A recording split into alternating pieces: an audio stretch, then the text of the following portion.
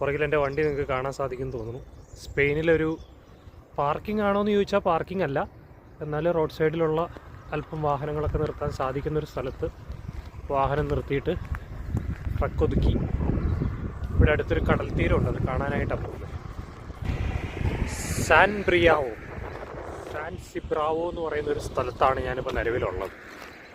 ഇതാണ് കേട്ടോ പാർക്കിംഗ് അല്ല, ഇത് വാസ്തവത്തിൽ ഈ സൈഡിൽ കാണുന്ന കെട്ടിടത്തിലേക്കൊക്കെ വരാനായിട്ട് ഉള്ള ആളുകളുടെ ഒരു പാർക്കിംഗ് ലോട്ടാണ്.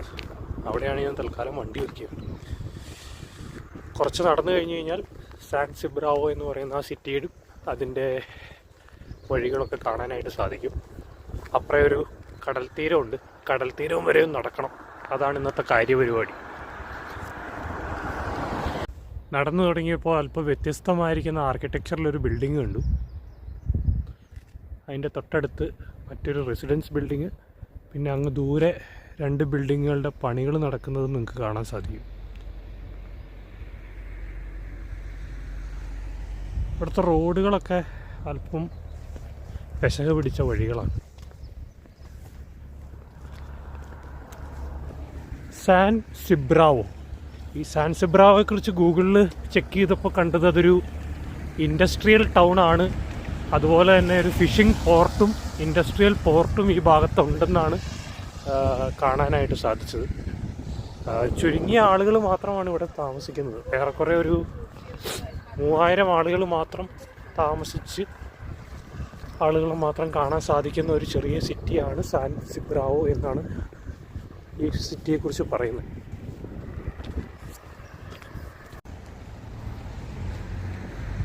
സ്പെയിനിൻ്റെ നോർത്ത് വെസ്റ്റേൺ പാർട്ടാണ് വാസ്തവത്തിൽ ഈ സാൻ സിബ്രാവോ. നമ്മൾ ഫ്രാൻസിൻ്റെ സാൻ സെബാസ്റ്റ്യൻ റോഡ് ഫോളോ ചെയ്തു വന്നാൽ നമ്മൾ കടൽ തീരം പിടിച്ചു വരുന്ന ആ ഒരു റൂട്ടിലാണ് നമുക്ക് ഇങ്ങോട്ട് എത്താനായിട്ട് സാധിക്കുക. ഞാൻ ആദ്യം പറഞ്ഞ പോലെ ഇവിടെ മെയിനായിട്ടുള്ളൊരു വരുമാനം ഫിഷിങ്ങും ഇൻഡസ്ട്രിയാണെന്ന് പറഞ്ഞു. ഇൻഡസ്ട്രി തന്നെ ഇതിലത് ബോക്സൈറ്റ് മൈനിങ്ങും അതുപോലെ തന്നെ അലുമിനിയം റിലേറ്റഡ് ആയിട്ടുള്ള എക്സ്ട്രാക്ഷൻ റിലേറ്റഡ് ആയിട്ടുള്ള വർക്കുകൾ ചെയ്യുന്ന അൽക്കോ കമ്പനിയാണ് മെയിനായിട്ട് ഇവിടെയുള്ള 2 ഇൻഡസ്ട്രീസ്. ഞാനിവിടെ വന്നിട്ടുള്ളതും ഈ പറയുന്ന അൽക്കോ അലുമിന എന്ന് പറയുന്ന കമ്പനിയുടെ കോമ്പൗണ്ട് എടുക്കാനായിട്ടാണ്. അപ്പോൾ അങ്ങനെയാണ് ഞാൻ നിലവിലിപ്പോൾ ഇവിടെ എത്തിപ്പെട്ടിട്ടുള്ളത്. വന്നു കഴിഞ്ഞപ്പോൾ വെള്ളിയാഴ്ച വൈകിട്ടാണ് ഇവിടെ എത്തിയത്. വാസ്തവത്തിൽ വെള്ളിയാഴ്ച വൈകിട്ടാണ് സ്പെയിനിലെത്തിയത്. ലോഡ് ചെയ്യാനായിട്ട് കിട്ടിയത് വെള്ളിയാഴ്ച ഉച്ച കഴിഞ്ഞാണ്. പക്ഷേ എനിക്ക് ഓടി എത്താൻ പറ്റിയില്ല. ശനിയാഴ്ച രാവിലെയാണ് ഇങ്ങോട്ട് ഓടിയെത്തിയത്. ശനിയാഴ്ച രാവിലെ ഇവിടെ വന്നു, അങ്ങനെ കമ്പനിയിൽ വന്നു രജിസ്റ്റർ ചെയ്തു. പക്ഷേ ലോഡ് ചെയ്യുന്ന ആളുകളെല്ലാം തിങ്കളാഴ്ച രാവിലെയാണ് അവൈലബിൾ ആയിട്ടുള്ളത്. അപ്പോഴാണ് ഞാൻ ഈ ചുറ്റടുത്തുള്ള സ്ഥലങ്ങളെക്കുറിച്ചൊക്കെ ഒന്ന് ചെക്ക് ചെയ്തപ്പോഴാണ് ഇവിടെ ഇങ്ങനെയൊരു ചെറിയ ടൗൺ ഉണ്ട് എന്ന് മനസ്സിലായത്. അതിൻ്റെ ഭാഗമായിട്ടാണ് ഞാനിന്നിപ്പോൾ വണ്ടി ഈ പറയുന്ന സ്ഥലത്തൊക്കെ കൊണ്ടിട്ടേച്ച് വരുന്നത്. കാരണം അവിടെ നിന്ന് ട്രക്ക് പാർക്കിങ്ങുകൾ സാധാരണ രീതിയിൽ ഇങ്ങനെയുള്ള സിറ്റികളുടെ അകത്തേക്ക് വരുമ്പോൾ നമുക്ക് ട്രക്ക് പാർക്കിങ്ങുകൾ കിട്ടാൻ പൊതുവെ ബുദ്ധിമുട്ടാണ്. കാരണം നിങ്ങൾക്ക് കാണാവുന്ന പോലെ ഈ വഴികളെല്ലാം വളരെ ചെറുതാണ്. അപ്പോൾ നമുക്ക് ഇങ്ങനെയുള്ള വഴികളിൽ സാധാരണ ഇങ്ങനെ കാറുകൾ പാർക്ക് ചെയ്യാനായിട്ട് ലൈനുകൾ വരച്ചിട്ടുണ്ടാവും. നിങ്ങൾക്ക് കാണാവുന്ന പോലെ അതൊക്കെ മോസ്റ്റ്ലി പ്രൈവറ്റ് ഏരിയാസുമായിട്ട് ബന്ധപ്പെട്ടിട്ടുള്ള സ്ഥലങ്ങളൊക്കെയാണ്. അങ്ങനെയാണ് ഞാൻ ഈ സ്ഥലം ഗൂഗിളിൽ നോക്കി കണ്ടുപിടിക്കുന്നത്. നിങ്ങൾക്ക് ഇവിടെ കാണാം നമ്മൾ കടൽ തീരത്തേക്ക് എത്തിക്കഴിഞ്ഞു. നല്ല മനോഹരമായ സ്ഥലങ്ങളാണ്. കഴിഞ്ഞ യാത്രയിൽ ഞാനൊരു കടൽ തീരത്തേക്ക് ഇറങ്ങിയതിൻ്റെ ഒരു വീഡിയോ ചെയ്തിരുന്നു. പക്ഷെ അത് ഇതുപോലൊരു ആക്സസ് ഉള്ള റീച്ചുള്ള സ്ഥലം ആയിരുന്നില്ല. അതൊരു കാട് പിടിച്ച സ്ഥലം പോലെ ആയിരുന്നു. ഇവിടെ നമുക്ക് താഴത്തേക്ക് ഇറങ്ങാനൊക്കെ ഉള്ള സൗകര്യം ഉണ്ട് കേട്ടോ. പറ്റിക്കഴിഞ്ഞാൽ ഒന്ന് ഇറങ്ങി വെള്ളത്തിലൊക്കെ ഒന്ന് ചാടാൻ പറ്റുമെന്ന് നോക്കണം. മഴയാണ് 2 ദിവസമായിട്ട് ഇവിടെ സ്പെയിനിൽ നല്ല മഴയാണ്.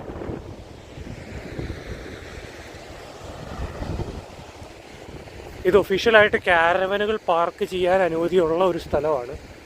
നിങ്ങൾക്കിവിടെ കാണാൻ പറ്റുന്ന പോലെ കണ്ടമാനം കാരവനുകൾ ഇവിടെ വന്ന് കിടക്കുന്നുണ്ട് ഓൾറെഡി.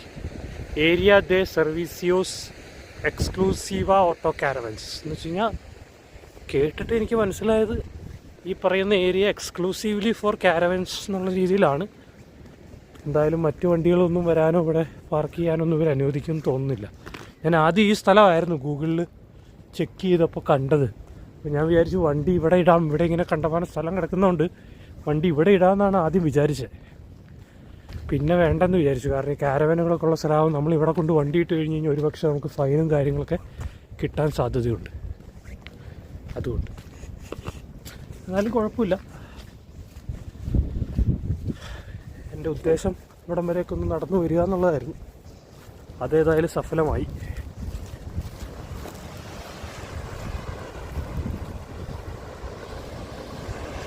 ഒരു ലോ ടൈഡ് ഹൈ ടൈഡ് സമയത്തിനനുസരിച്ച് വ്യത്യാസം വരുന്നൊരു സ്ഥലമാണ്. കാരണം കണ്ടു കഴിഞ്ഞ് കഴിഞ്ഞാൽ ഇവിടെയൊക്കെ വെള്ളം കയറാൻ സാധ്യതയുള്ള സ്ഥലങ്ങളായിട്ടാണ് നമുക്ക് മനസ്സിലാവുന്നത്. നിലവിൽ വെള്ളത്തിൻ്റെ അളവ് വളരെ താഴെയാണ് കേട്ടോ.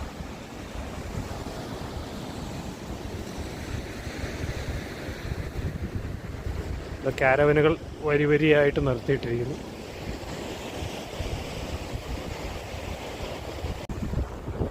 അല്പം താഴെ ഭാഗത്തേക്ക് ഞാനൊന്ന് ഇറങ്ങി വന്നപ്പോൾ ഇവിടെ ഒരു അരുവി പോലെ വെള്ളം വരുന്നത് നിങ്ങൾക്ക് കാണാൻ സാധിക്കും.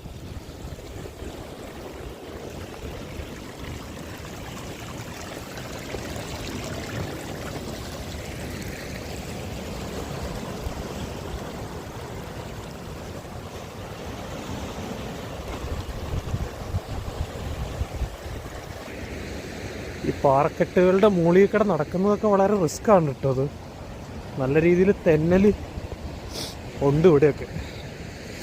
വെള്ളം കയറി ഇറങ്ങി പോയിട്ടുള്ള സ്ഥലമാണ്. എനിക്ക് തോന്നുന്നു അത് കഴിഞ്ഞ 2 ദിവസമായിട്ട് മഴ പെയ്യുന്നതുകൊണ്ട് ഇവിടെയൊക്കെ വെള്ളം നിൽക്കുന്നതാവാനും സാധ്യതയുണ്ട് കേട്ടോ. എന്തായാലും ഇവിടെ ഒരു നല്ല പാറ കാണുന്നുണ്ട്. ആ പാറയുടെ മുകളിൽ കയറി ഇരിക്കാം കുറച്ച് നേരം.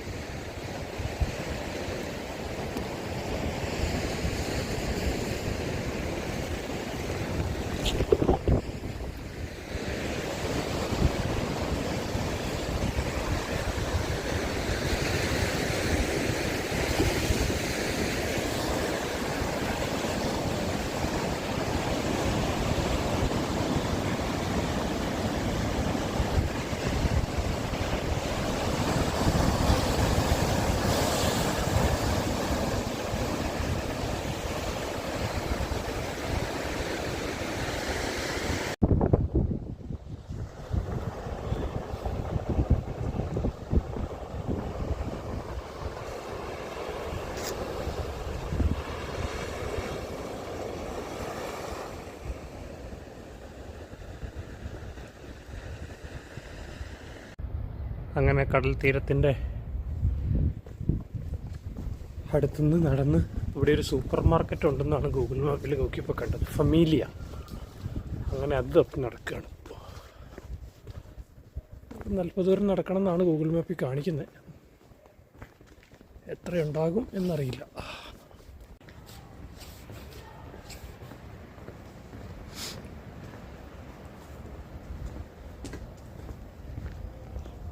യെസ്, അങ്ങ് അകലെ ഒരു ഫാമിലിയെ കാണുന്നുണ്ട്. ഒരുപാട് പഴക്കമില്ലാത്ത കെട്ടിടങ്ങളൊക്കെ കേട്ടോ. സാധാരണ രീതിയിൽ ഫ്രാൻസിലൊക്കെ പോകുമ്പോൾ കാണുന്ന കെട്ടിടങ്ങളൊക്കെ വളരെ പഴകിയ കെട്ടിടങ്ങളൊക്കെ ആയിരുന്നു. ഒരുപക്ഷെ കടലിനോട് ചേർന്നുള്ള സെറ്റിൽമെൻറ്റ്സൊക്കെ വാസ്തവത്തിൽ പഴയതാവേണ്ടതാണ്, അറിയില്ല. കുറച്ച് കുട്ടികൾ അവിടെ നിന്ന് വർത്താനം പറഞ്ഞ് കളിക്കുന്നുണ്ടല്ലോ.